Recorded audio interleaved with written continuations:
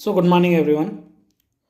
So, today we'll be talking about a rare type of blood cancer, or rather, we can say plasma cell cancer.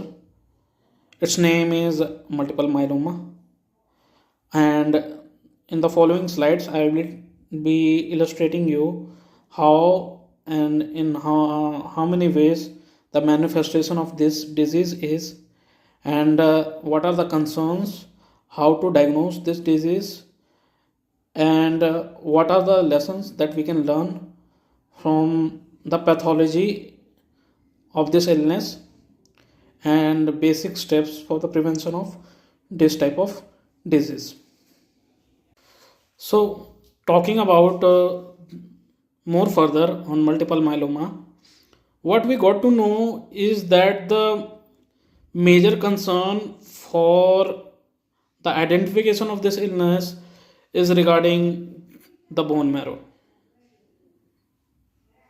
The abnormality in the functioning of bone marrow leading to changes in immune environment and the production of B lymphocytes.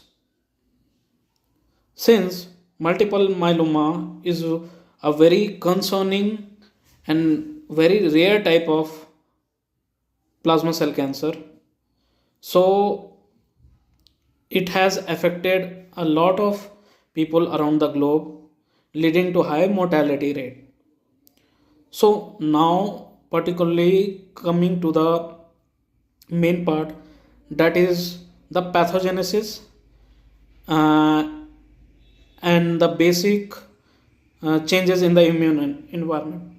First of all, we have to understand that in bone marrow there are different types of cells that has been specialized for working in a specific manner. In the same way, in immune system, there is a huge role of immunoglobulins, formed elements, and vesicular blood proteins in maintaining the immunity and lymphatic activity in the body. What happens in multiple myeloma is that there is a abnormal production of interleukin 1. This interleukin 1 is a significant uh, pre-marker that there is abnormal amount of cytogenesis, or you can say cytokinesis, happening inside the cells. Due to this, the immune cells are producing abnormal amount of natural killer cells, B lymphocytes, helper T cells,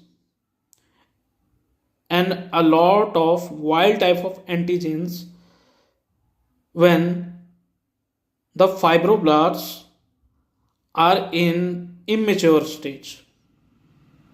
Usually, increased number of fibroblasts is also an important concern relating to multiple myeloma.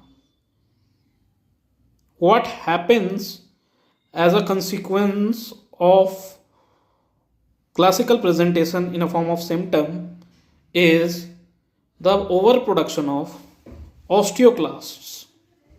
Now, what are these osteoclasts? These osteoclasts are nothing but a terminology depicting that bone cells, especially the osteophytes, are producing such type of proteins that are killing its own osteophytes, leading to the clumping of osteophytes and generation of new types of antigenic protein that can damage bones. In a layman sense, it can be said that osteoclasts are such type of uh, formations in the bones in a manner such that the bone cells are eating its own bone cells. This is leading to the eruption of bones and the matrix region depletion, leading to increased inflammation and autogenic activities in the cells. And the marker includes the increase of various types of antigens and inflammatory markers. The one I have mentioned is interleukin 1. Then we have an excessively increased amount of beta 2 microglobulin, which is the most responsible protein or antibody protein for performing different types of metabolic, pathological, and circulatory activities inside the bodies, inside the cells. And the worst part is that renal insufficiency is caused in multiple myeloma.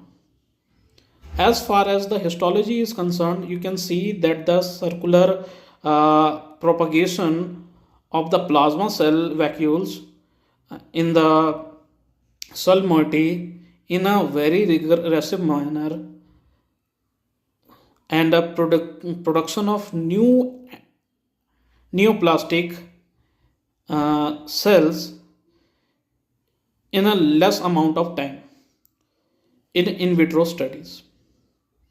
As well as you can see in the next slide that the lesions are of so much of concern, and they have a classical definition for it. So we will discuss this in next slide. And hence the diagnostic part is being understood here. Then we must proceed further and explain the basic manifestation, continuous manifestation in multiple myeloma, and then we will discuss about the basic imaging studies that are the proof of investigation related to the changes in the anatomy of the bones. Okay, so now we will discuss about the dermatological manifestation, or we can say the secondary infections that are caused due to the malignancy. This include red macropapillary rash, and then we have skin bumps, and these are nothing but the collection of the lymphoid infiltrates captured during the immune warfare between the B lymphocytes and the healthy cells that are being constantly damaged by the genetic aberration of the chromosomes.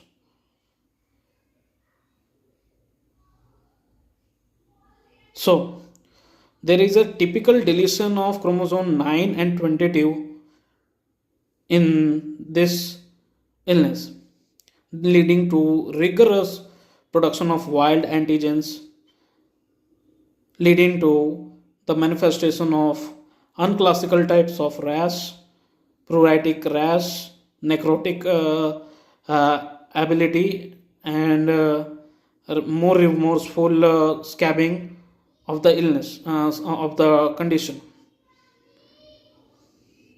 Although antibiotics application are very much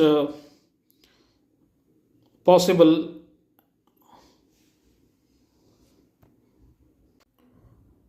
so in this slide we can see that the dermatological manifestation mentioned here are the secondary infections that are caused due to immunocompromised situations, and these can be fatal too if not treated at initial level, and patient may die from the secondary illnesses. Usually, proper medication with the help of monoclonal antibodies and S-phase blockers such as cell cycle S-phase blocker, methotrexate can be very good option.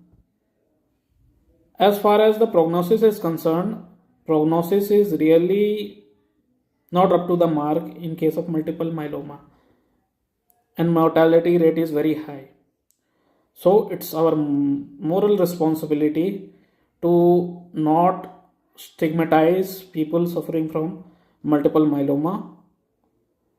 And the lesson that needs to be learned from this video is that a regular cancer screening is very beneficial for treating the illness at its very stage of converting it into life threatening issues related to our health. So that's all from my side. Any criticism on video is highly appreciated. Thanks for your patience and concern.